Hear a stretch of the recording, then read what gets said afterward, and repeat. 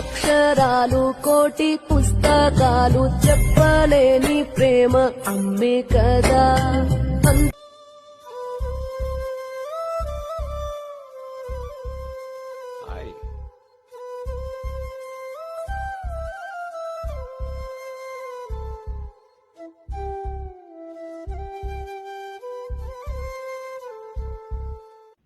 చూడండి ఈ వీడియో ఎంత బాధాకరమైన వీడియో అనేది.